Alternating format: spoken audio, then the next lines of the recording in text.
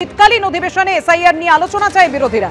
কাল শুরু শীতকালীন অধিবেশন। দিল্লিতে সর্বদল বৈঠক রয়েছে। সর্বদল বৈঠকে সরকারকে সাহায্যের আশ্বাস তৃণমূলের। সরকারকেও বিরোধীদের সময় দিতে হবে, সর্বদলে এমনটাই দাবি করেছে তৃণমূল। কেন্দ্রীয় প্রকল্পের বকেয়া নিয়েও সুর চড়াবে তৃণমূল, দাবি করেছেন কল্যাণ বন্দ্যোপাধ্যায়। সুষ্ঠুভাবে সংসদ চালানোর আশ্বাস সংসদীয় মন্ত্রী কিরেন রিজিজু। অর্থাৎ এসআইআর নিয়ে রাজনৈতিক চাপানুতরের আবহে শীতকালীন অধিবেশনে এসআইআর নিয়ে আলোচনা চাইছে বিরোধীরা। কাল থেকে শীতকালীন অধিবেশন শুরু হচ্ছে। দিল্লিতে সর্বদল বৈঠক, আর সেই সর্বদল বৈঠকে সরকারকে সাহায্যের আশ্বাস দিয়েছে তৃণমূল। সরকারকেও বিরোধীদের সময় দিতে হবে, সর্বদলের দাবি করেছে Trinamool Congress.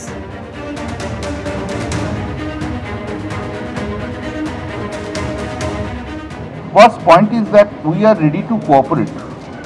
We have said we will make all cooperation for running of the house, provided Treasury bench also cooperate with the opposition. SIR. You see, sometimes it is said election commission, forget about election commission.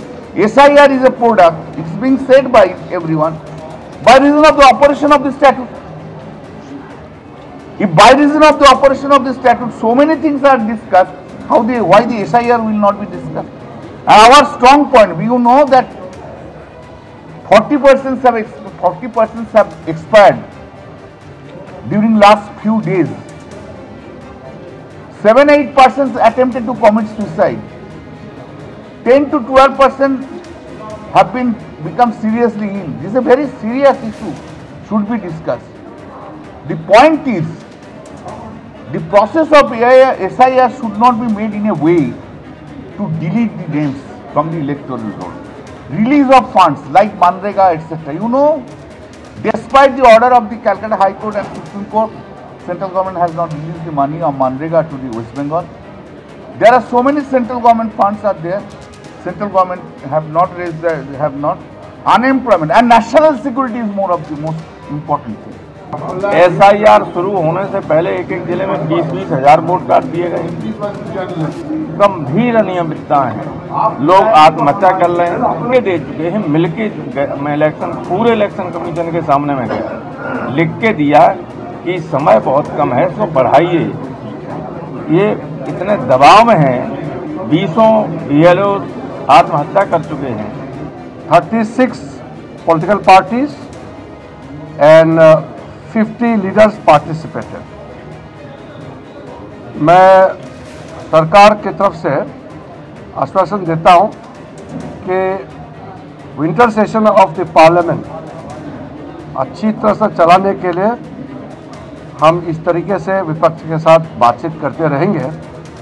साथ साथ मैं विपक्ष party नेताओं से भी अनुरोध करूंगा कि पार्लियामेंट को अच्छी तरह से चलाने में सहयोग करें।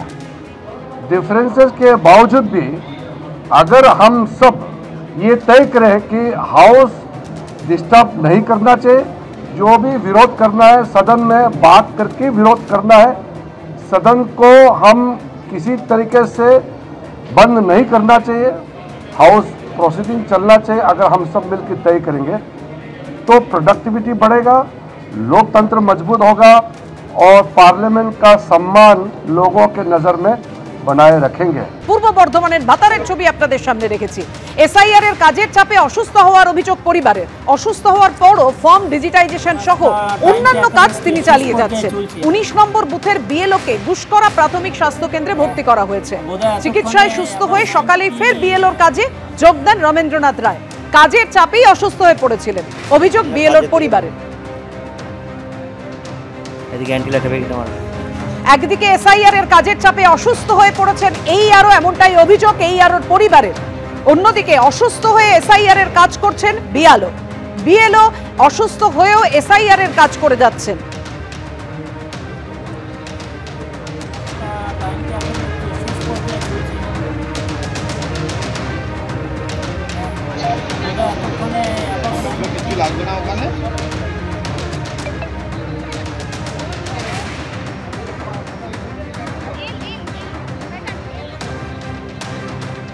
অসুস্থ হওয়ার পরও পূর্ব বর্ধমানের ভাতারে এসআইআর এর কাজ করে যাচ্ছেন বিএলও। কি খবর পাওয়া যাচ্ছে, পরিবারের তরফ থেকে কি বলা হচ্ছে জানাবেন আমাদের প্রতিনিধি কমল কৃষ্ণ দে। কমল। হ্যাঁ দেখো, যেটা হচ্ছে ঘটনা সেটা হচ্ছে ভাতারের 19 নম্বর বুথের হচ্ছে বিএলও রমেন্দ্রনাথ রায়। ইনি বেশ 1 মাস ধরেই কিন্তু এই এসআইআর কাজ করছেন বিএলও হিসেবে 19 নম্বর বুথে ভাতার বিধানসভায়। কিন্তু কালকে রাত্রি বেলাতেই উনি হঠাৎ করেই মাথা ঘোরা এবং বমি নিয়ে অসুস্থ হয়ে পড়েন এবং গুসকরা যে প্রাথমিক স্বাস্থ্যকেন্দ্র, সেই প্রাথমিক স্বাস্থ্যকেন্দ্রে তাকে ভর্তি করা হয় এবং ভর্তি করার পর আজকে সকালবেলা তার অবস্থার উন্নতি হওয়ার পর তাকে কিন্তু হাসপাতাল থেকে ছেড়ে দেওয়া হয়েছে। এবং এই ঘটনাটাই শুধু নয়, ইনি কাজের প্রতি দায়বদ্ধ সেটাই তিনি দেখাচ্ছেন এবং যখনই হাসপাতাল থেকে ছাড়া পেয়েছেন তিনি সঙ্গে সঙ্গে কিন্তু সেই তার যে বিএলও এলাকা, সেই এলাকায় তিনি গেছেন এবং কাজ করা শুরু করেছেন এবং তিনি বলছেন যে এই কাজের প্রতি তিনি দায়বদ্ধ।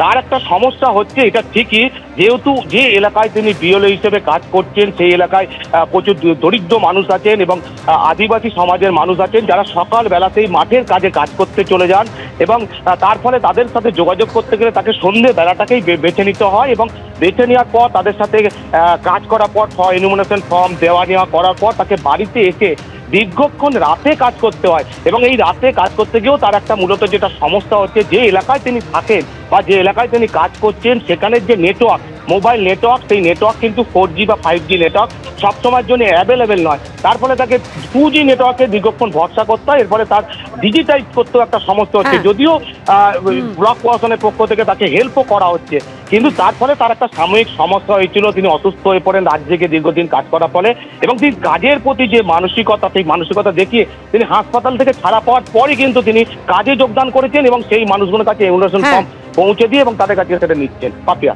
ধন্যবাদ তোমায়। একদিকে পূর্ব বর্ধমানের ভাতারে এসআইআর এর কাজের চাপে এক বিএলও অসুস্থ হয়ে পড়েন, কিন্তু অসুস্থ হওয়ার পরেও ডিজিটাইজেশন সহ অন্যান্য কাজ তিনি করছেন। এর পাশাপাশি কয়েকদিন আগেই আমরা দেখেছিলাম বাঁকুড়ায় বিশেষভাবে সক্ষম একজন বিএলও, তিনি তার কাজ সম্পূর্ণ করেছেন।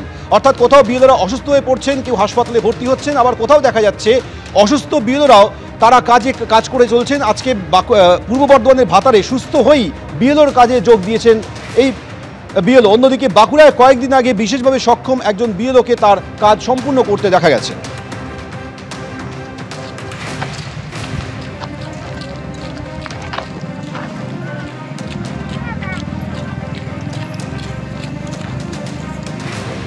এবিপি আনন্দ, এগিয়ে থাকে, এগিয়ে রাখে।